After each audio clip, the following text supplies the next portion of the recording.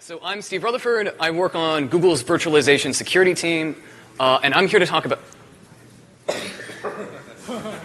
I stepped on a wire and then things happened.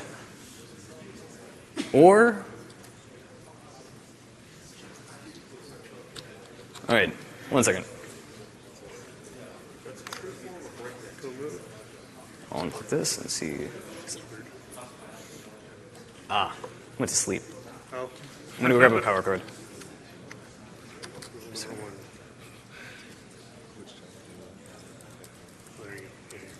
All right, sweet. Okay. Sorry about that, everyone.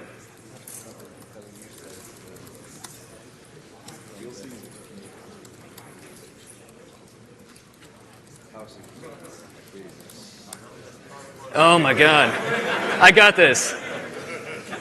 Just an FYI for everyone, don't use the 4 random word passwords from XKCD. They get really long.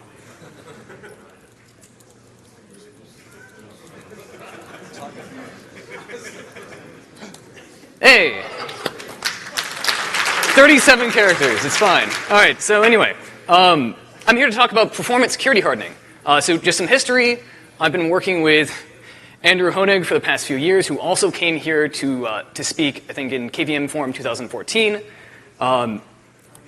So first, this talk is x86 and KVM centric. So what I mean by this is that a lot of my testing was actually not done with Qemu. Some of it was done with a different Userspace VMM. A lot of this work has been actually ported to Qemu as well, so I'll talk about that later on in this talk. It's also x86 centric in that a lot of the security work I've done is just for x86. A lot of these strategies and things that I've kind of on a high level done would be valuable for these other architectures as well, but I'm just going to focus on that one. So first, I'm going to talk about some background. Then I'm going to talk about the work we've already done, that we've already tested, we've gotten released in or merged into KVM. And then I'm going to talk about some future or some work we've already prototyped, we've got working with KVM, but we haven't actually merged into KVM. And I'd like to talk about a proposal for an interface that we could use in order to actually get that working. So first, what is our threat model? So the things I'm concerned about are sort of untrusted users with code execution in a VM. So what I mean is Google Compute Engine gives customers direct access to a VM. They run code in it. It's scary. The thing that I'm worried about in this context are guest triggerable bugs. So sort of like a guest triggering a denial of service on the host so the host crashes, or a guest escaping into the host. That's kind of terrifying. And sort of information leaks from the host into the guest. So the guest is able to read something inside of the host it shouldn't be able to. All of these things have happened. So there have been around 41 guest triggerable CVEs since 2009. Notice that I'm saying guest triggerable as opposed to sort of a host triggerable thing. So I'm not as worried about, say, a syscall vulnerability, like someone calling some crazy ioctls and crashing the host. I'm less worried about that in this context. So historically, the team I work on has done sort of code auditing and fuzzing. It's been fairly successful doing this. We found something like 15 CVEs in KVM, probably more than that. I actually didn't count out exactly how many it was. But what this talk is primarily about is sort of a different strategy. So the goal of this talk is to talk about ways of reducing KVM's guest accessible attack surface without impacting performance. So I'll talk about what I mean by these things in just a second. So guest accessible attack surface is sort of any privileged code with an interface accessible to the guest. So say some device inside of the kernel, like the PIT, the PIC, anything along these lines, are things that the guest can access. And so there's sort of ways of estimating how much attack surface there is in the kernel or in KVM. You can kind of go with like lines of code or say pages of specification of the devices. A lot of these things are kind of indicative of the complexity of the interface. Another heuristic I use is sort of just historical CVEs. Anything complicated is probably going to have bugs, and when there's bugs, there's probably more bugs. So there are two primary strategies for kind of reducing attack surface. You can either get rid of code, you can reduce the amount of the attack surface, or you can reduce the privilege of the code. So What I mean by reduce the amount is sort of you can delete code, you can get rid of interfaces, you can kind of pare down what you actually expose to the guest. The thing is you can only go so far in doing this. Eventually you sort of run out of things to remove, and you have to, if you want to be more secure, you have to go slightly further. So another option is sort of to reduce the privilege of guest accessible attack surface. So one good way of doing this is move devices into user space, move the attack surface into user space. So why would you want to do this? Obviously, it's lower privilege. There's a syscall boundary. So even if someone escapes the guest into that device, they would just be jumping up into user space instead, which is, it's still scary, but it's not as scary. Other nice things is that denial of service attacks only kill that guest's process. It doesn't kill all of the VMs on the machine, which is a far better scenario. Also, while in user space, exploit mitigations and sandboxing are sort of more easily available. Kind of mucking with the kernel is sort of a hard proposition, but up in user space, you can, to some extent, do whatever you want. But why not put code in user space? One big piece here is that user space devices require KVM, is performance. User space devices require KVM exits. It basically takes way longer to go from the guest up into user space than it does just to go down into the kernel on its own. It's probably 2 or 3 times longer. So this will kind of have higher latency and have lower throughput. So the question is, what can actually be moved into user space at all?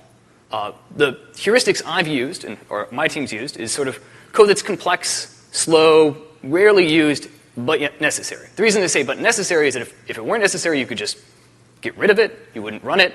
But for everything else, you can kind of find the things that you want to target. So good choices are sort of legacy devices. Among these are sort of the pick, pit, IO Pick. I'll talk about these in more detail in a moment. But these are things that are sort of relatively slow now and haven't had thorough optimization by Intel with their virtualization instruction or extensions. Other things are sort of edge case handlers, so things like the Instruction Emulator and MSR handling. So there's a bunch of small, teeny edge cases that you need to be able to support in emulation. You need to be able to emulate, but they're subtle and it's also slow to do these things. So next, I'm going to move into talking about one form of hardening that we've implemented, which is split IRQ chip and user space pit. So what is the IRQ chip in general? So KVM uses the IRQ chip to refer to interrupt controllers as a whole. So basically the pick, the IO pick, and the APIC. So any device that kind of converts a line raise from a physical device into an interrupt inside of the guest. So KVM has support for both user space and kernel IRQ chips. I'm not sure on all the history here. I believe initially it was user space and maybe it became kernel. But the kernel IRQ chip has a significant performance boost over the user space one, particularly so given that Intel has added a large number of features to accelerate APIC access and APIC interrupts and all of these other things that are sort of only really usable while the APIC is inside of the kernel. So note that mostly it is talked about performance of the APIC there. So what split IRQ chip is, which is one of the things I've worked on, is kind of taking the best of both of these scenarios. So move the pick and the IO pick, which aren't used by modern VMs very much, and put those up into user space, but leave the APIC down in the kernel. This turns out to be sort of a nightmare scenario. These things are kind of quite coupled in KVM, but we were able to sort of splice these apart, and I'll get into more details about that in a second. So first, the programmable interrupt controller, so the pick, it's an interrupt controller that maps directly from lines to interrupts. It's a one-to-one mapping. It's a device you can't really live without. It's used for an early boot for like real mode interrupts, and I think maybe a little bit later, not entirely certain. But it's mostly used for older devices that are still useful, like the real-time clock and the pit. But after fairly early on in boot, it's masked. I think pick actually sends only 50 interrupts in, if I remember correctly, in Debian, and like 100 in Windows, so it's like not used very much. So it's masked pretty early, so it doesn't send any more interrupts, and eventually it's just replaced by the IO8 pick. So why even worry about the pick? So it has a medium large attack surface. It takes up about 1% of all code in x86 KVM. I think that's, I believe there's about 50,000 lines in x86 KVM, and it takes up about 600 of them. So Paolo might give me a face. I'm not sure if, that sounds about right, yeah. There's a 24-page spec. It's very, very dense. It's very detailed. It'd be very easy to make a mistake in interpreting this or anything along those lines. In particular, it has a complex API. So it has tons of different modes. You can kind of switch from auto EOI to EOI, or specific versus auto rotation of priorities. It's all of these like weird things that I think very few OSs use, but could be potential attack surface. There's also a non-trivial amount of sort of unspecified behavior in it. There are certain cases where if you were to do one thing and do something else, it's not really clear what should happen. I think most implementations do sort of the nice, gentle thing in these contexts, but it's a thing to worry about. So why not keep the pick in KVM? So it's indefinitely masked during boot in most common OSs, and it's slow. So it already requires VM exits and instruction emulation to access. So really I don't want to say it's not very convincing to leave it there, but you could just readily move it into user space and not get too much of a performance hit. So what's necessary in order to actually implement a user space pick? Well, so the pick needs to be able to send interrupts. So one way of doing this is just to kind of hijack the interface from the Userspace IRQ chip, which also supports a user space pick. And so we've updated basically KVM interrupt that I believe sent interrupts in that context. I might be mistaken. Paolo's nodding his head. We also added support for user space interrupt windows. So the pick needs to know when it's capable of sending interrupts into the guest immediately once it's allowed to, because that's how hardware is able to behave. So as soon as it's unmasked, it needs to immediately send any pending interrupts. And so we hijacked basically the fields already in use by Userspace IRQ chip in order to implement these user space interrupt windows. So next, I'm going to talk about the IOA pick. The IOA pick is sort of yet another interrupt handling device. It's a global interrupt controller. It kind of is a pick for multi-core. I don't know if this is a pretty good intuition for it. It has a configurable mapping from like level and edge triggered interrupts, or sorry, from GSIs to edge and level triggered APIC interrupts. It's necessary for any sort of non-MSI supporting interrupt device, so PIT, real-time clock, a lot of these older devices. But so more modern devices that use MSIs are actually able to bypass the IOA pick. Message signaled interrupts just kind of go directly to the APIC, and the APIC is able to then just hand it off directly into the guest. So why worry about the IOA pick at all? So it has sort of a bad history. There's been at least 2 bugs so far, one of which was an arbitrary read guarded by an assert. So someone was doing some actual checking using an assert, and it turns out when you compile in non-debug modes, that assert goes away, and all of a sudden the bug appears. On top of that, there was a denial of service via the invalid redirect table entry. Also, similar to the pick, it has reasonable measurable complexity. So it's got also about 800 lines of code, or 1% of KVM, and another 20-page spec. So why not keep the IOA pick in KVM? So first of all, it has pretty significant performance degradation for these older interrupts, so intex, so anything that actually uses the IOA pick. One part is that level-triggered interrupts, so level-triggered interrupts require end-of-interrupt messages in order to be informed that they should go back down. And these messages will now need to go to user space, and so that's going to take an additional step up and down and will kind of slow down that entire process. There's also performance degradation for IOA pick reads and writes. So VM exit. So these will now require VM exits in addition, these will now require KVM exits in addition to VM exits. So they'll have to go all the way up to user space. And this is kind of bad for, I think, I observed QNX, which is sort of maybe an obscure OS, actually masking interrupts during an interrupt handler, which seemed kind of strange, but it was doing this, and so it was reading and writing frequently to the IO Pick, and it really, really slowed things down in that context. But any sort of performance-sensitive devices should already be using MSIs and bypassing the IO Pick anyway, so there's not really a strong case for keeping this inside of the kernel. I think you have one fundamental mistake here, because in addition to a device support for MSI, you should have an operating system and guest which also support MSI. Yes. So you are deliberately lowering performance of old operating system, which are one of major use cases of virtual machines. So my response to that would be, this should only be used in contexts where you have a modern operating system inside. Like, there is absolutely, if you are going to target performance for older operating systems, this is a terrible idea. It's going to slow things down. I'll talk about this later, probably by about 20%.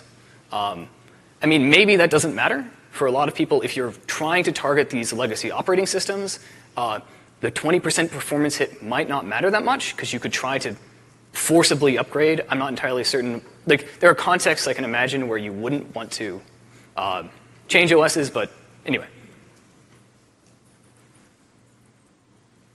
So in order to have a user space IO Pick, you need to be able to send interrupts to APICs, so from user space. Fortunately, this was already available through basically GSI routing table and KVM set IRQ, so you can actually take the IO Pick's route, you can hand it down to the kernel, and you can raise and lower a line correspondingly to send interrupts into the guest. Additionally, the user space IO Pick will need to be informed of any EOIs. So we added in a EOI KVM exit that just goes up to user space and points this out whenever a EOI VM exit happens. Also, we made the EOI exit bitmap configurable by user space. So what I mean by this is a recent acceleration for x86 was that there's an EOI exit bitmap saying which interrupts you should actually exit for EOIs. And in order to actually get any EOIs up into the IO Pick, you need it to actually exit. And so this needs to be configurable. And we made this configurable using basically a range within the GSI routing table, where you would look and you'd see, oh, is this one bit flipped? Is it considered a level triggered interrupt? And if so, it should definitely exit from the guest. So actually, at some point, instead I did an EOI register to the IO Pick. So in retrospect, we might not have done all of this, only the first. But we didn't think about it. Wait, there's an IO Pick register? For EOI, for the EOI.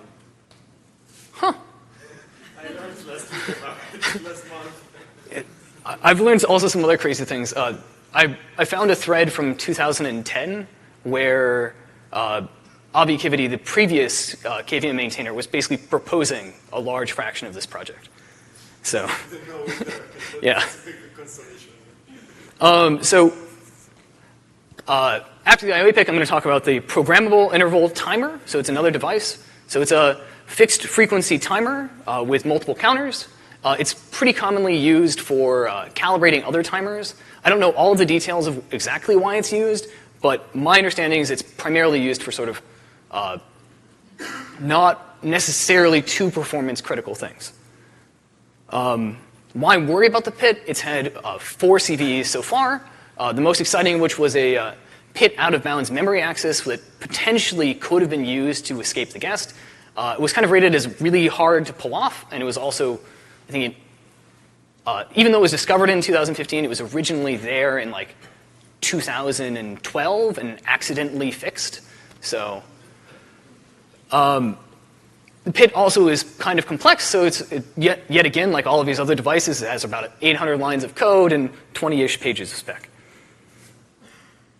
So why not keep it in the kernel? So it's as far as I saw for, I think, Debian and Windows and a few other things, it's typically only used during boot. And then it's also slow, so it reads and writes already require VM exits and instruction emulation to access it. So it's going to take a while before you can even get to the device. So why not just go to Userspace too? So summing up all of these devices, we were actually able to move about 4 or 5% of KVM into Userspace and get rid of the sources of 6 out of like 41 of the guest triggerable CVEs since 2009. And I'll get to exactly what I mean by negligible performance impact in just a second, but for modern VMs, so modern OSs on top of modern versions of KVM with modern versions of the Userspace portion, you get negligible performance impact. So what I mean by this is, so I ran a disk random read test using on a machine with MSI support.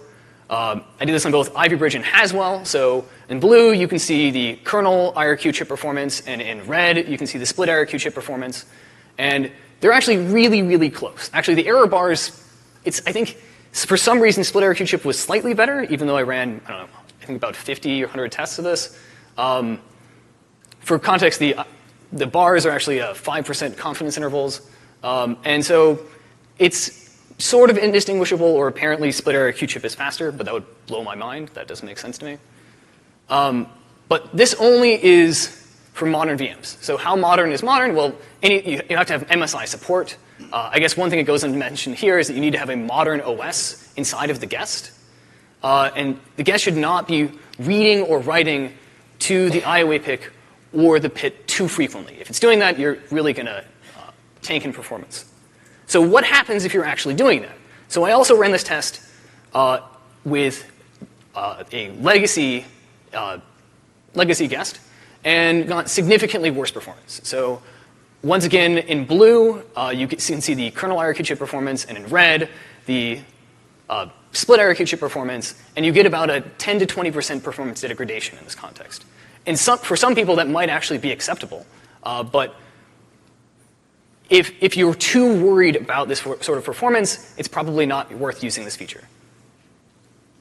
So you can actually go and try this out right now. It's available in Qemu version 2.6 via kernel, so dash machine kernel IRQ chip equals split. But you need the 4.4 Linux kernel or higher. So if you have both of those together, then you can go and try this out. So next, I'm going to talk about something we've already prototyped and tested out, run some performance tests against, which is a Userspace Instruction Emulator. So what is the Instruction Emulator? Basically, it emulates x86 instructions with x86 when the CPU can't actually virtualize. So when you actually have to exit out of the guest and say read or write to MMIO, you need to be using the Instruction Emulator. Or emulated MMIO, I should say. So why worry about the Instruction Emulator? So it basically converts arbitrary bytes into an instruction and then emulates that instruction, which is kind of crazy, right? So in particular, it handles, I think, around 80 or so of the x86 instructions. That's not too big a fraction of x86, but still pretty complicated. It's about 5,500 lines of code and growing. It's had 11 bugs so far. So it's not exactly a confidence-building device at this point. And in particular, some of these have even been guest escapes. The push A bug was a bug from, I think, 2 years ago found by a coworker of mine that actually made it possible to escape from the guest into the host. So that's like not what you want to have around. So why not keep the emulator in the kernel? So with split IRQ chip, so the big thing is that the emulator needs to be able to actually access these MMIO devices. It needs to be able to read and write to them.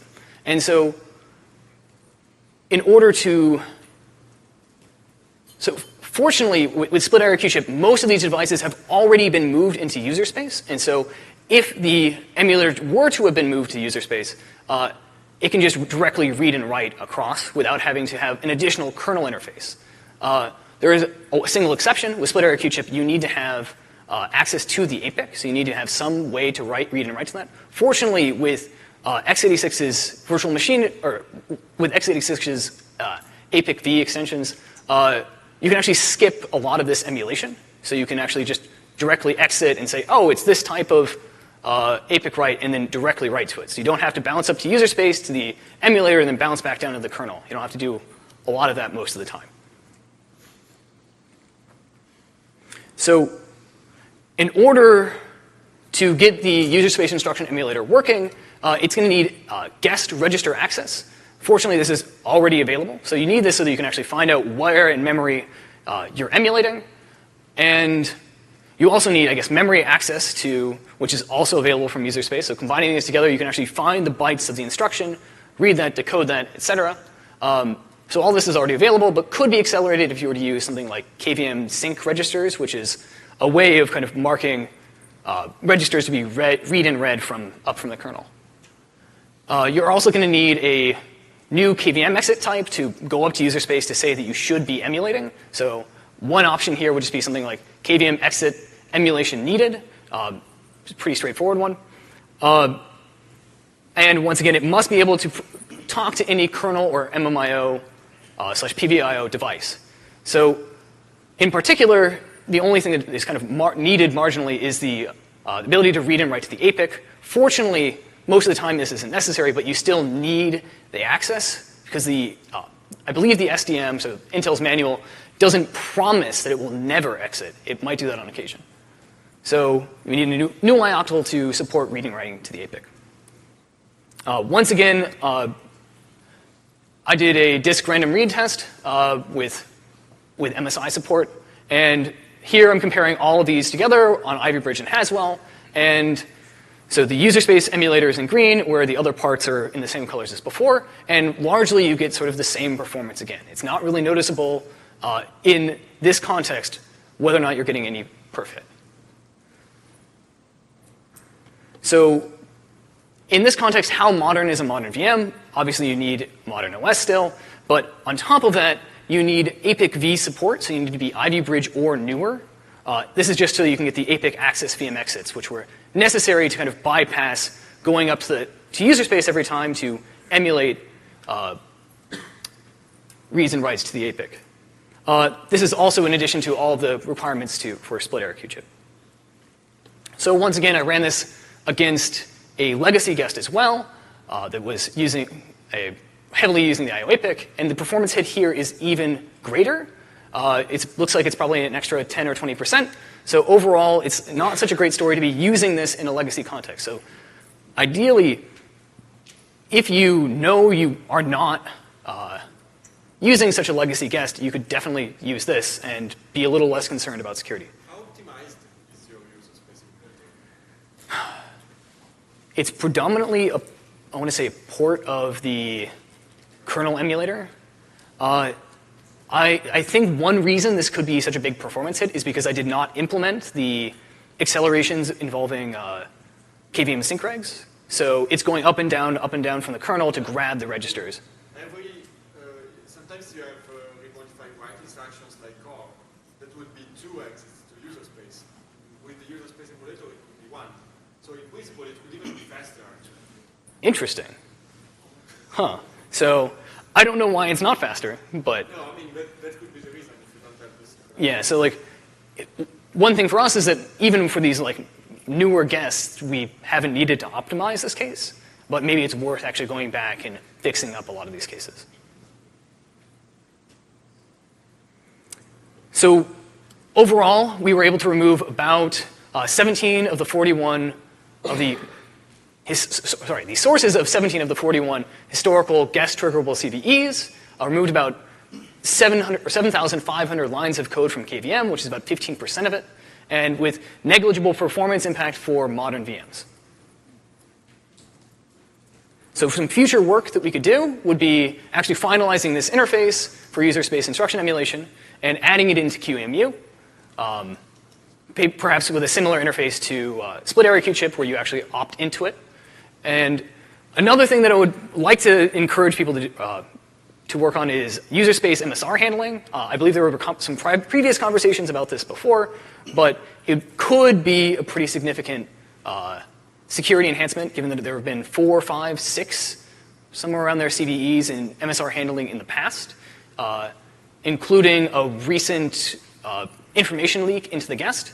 So it would be nice if we went back through and just moved a lot of that to user space. Obviously, you can't move a lot of MSR handling into user space. MSRs are model-specific registers, but being able to do so would be quite useful. And then another thing would be to actually test performance of all of these things actually against Qemu instead.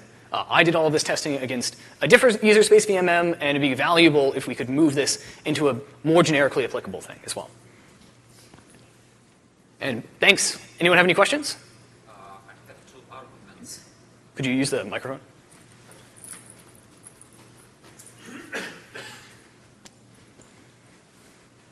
There are two problems, actually.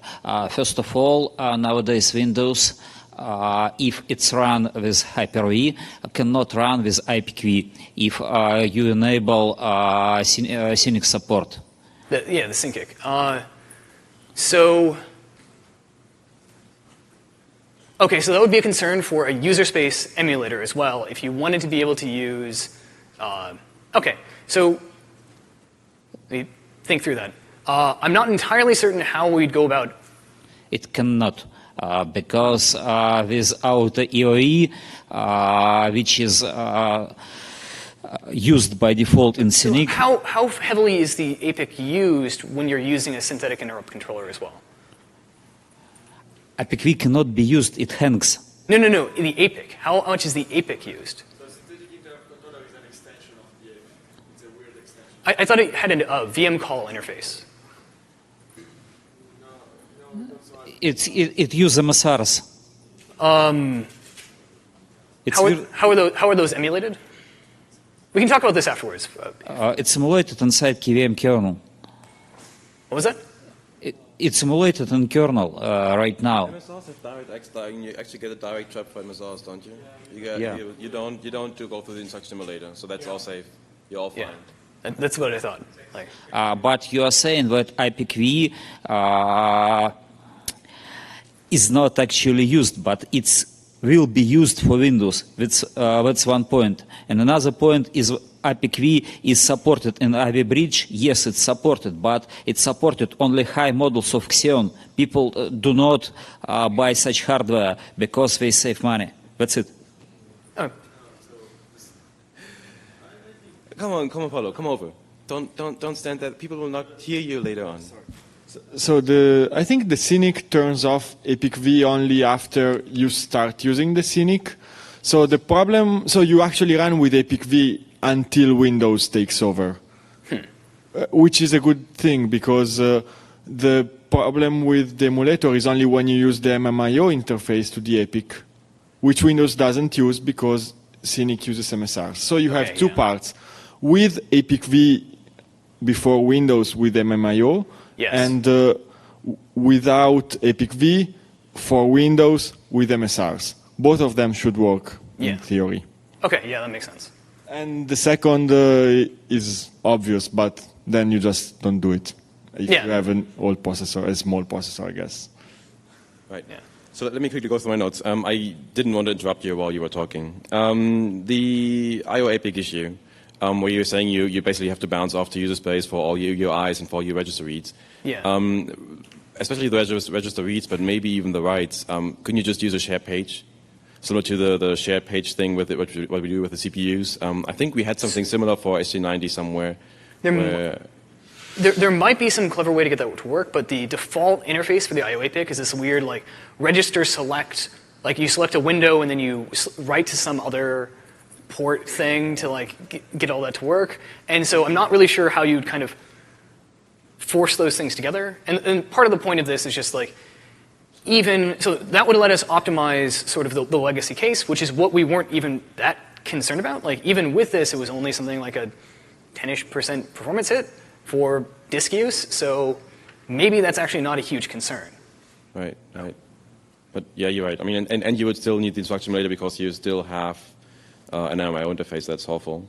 For the APIC, you were talking that you saying that you basically had to invent a new user space interface to push things back into the LAPIC, in the kernel. Yeah, so to go back from user space down into the kernel. Do that, but do it right. Create a new device interface, which is something that x86 has been was able to get around with it because they were only using legacy interfaces. They were there before the device API was there. But just create a device for your LAPIC and then just use articles on that device because I mean that's the normal object way. Yeah, that would just be don't invent just don't follow the normal x86 words. Look at the other architectures that do it much better. The injecting an interrupt back into the LAPIC directly one, yeah. There's just I mean you just create. Don't invent a new article basically. And then for the instruction emulation, you might be able to get away with something similar to what ARM does.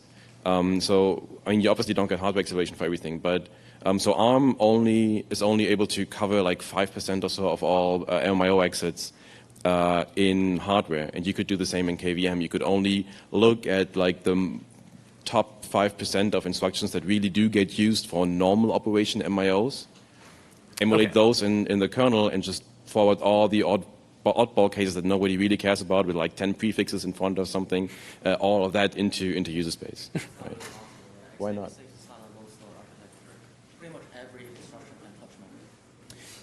Every instruction, so the comment was that every instruction can touch memory. Yes, that's true. Every instruction can touch memory, but just profile what Linux does usually. Because you usually access things using readl, writeL, whatever. They're all very limited instructions that you actually do care about on like your usual access patterns. So yes, you can access everything with like you have about a couple thousand instructions that can access your memory, but you don't have to be fast on all of those. Most operating systems are using just a blur for MMIO. Yes. But then there is at least 10 or sometimes, and Zen was many years ago doing this. It had like 3 instructions decoder. Those were all in the hypervisor, so it's different. But it wasn't really pleasant to maintain, so you have to kind of find the balance. Just profile and see. If it's only 10 instructions, I would say it might be worth to put it in the kernel. Okay. So one thing, if you are going to try to send the patches sooner or later, I would like to keep the instruction fetch in the kernel, like because you have like AMD, the code assists that actually tells you already the instruction length at VM exit time, for example. So I would like Qemu or the user space to actually get the instruction bytes already as part of the VM exit if possible. But I don't remember exactly how that works. We can talk about that afterwards. Yeah, me neither, honestly. But I know that at least the instruction length is there, and probably Thomas Lendaki from AMD is going to talk about this tomorrow in his talk. I seem to remember there being some weird issue with that, but I can't remember what it is. So, but anyway, this is just the only thing that is non-obvious in how I would design the emulation. I'm sure that we would agree on everything else. So. Cool. Hi. I just wanted to ask if you've thought about code reuse, because it's a little sad to see you do this, because once you've done it, who's going to care about the security of this code that's still in the KVM kernel module? The things that are performance relevant, you've added an option. But I guess that from now on, Google won't care about that code anymore. And it's nice to know that you guys are working on making it secure and keeping it secure. So if we could reuse the code, for example, the instruction emulator, which is just input, output, taking state, if we could reuse that and literally just move the same code to Userspace, then we know that if a security bug there gets fixed, it'll get fixed in both places. So the thing is, Qemu already has this problem. It actually has it already has a user space instruction emulator for the context where you're actually. I'll say that's the wrong way to phrase it. Someone else should take over. Yeah, it still works. I know where you're going. Wrong direction. We had this about 8 years ago where the original KVM implementation in the kernel actually didn't only handle 64-bit virtual mode and nothing else, and everything else was done in Qemu. And there was this really insanely wide interface that basically allowed all the CPU state to be transferred between kernel and user space. And eventually people broke their necks on that and decided it was a bad idea and gave up on it. Don't go down that path. Don't use the Qemu emulator for all the state that you have. It just doesn't work. It's also very carefully not sold the security. Yeah. Do not trust it. It's key to guess. So do you have any more thoughts on, is it possible to just reuse the same code, whether it's in Qemu, kernel, or maybe even in Google's VMM, because it would be a shame to split it and then have to do several bug fixes. I assume there would be some way to actually make this slightly more portable. It would be way more ideal, right? Because I would prefer to not have to like maintain my own user space version as well. Like that's likely to also rot in code not being paying attention to hell. But I'm not entirely certain what the right way to refactor all of these details are to make it so that you only have one version of this overall.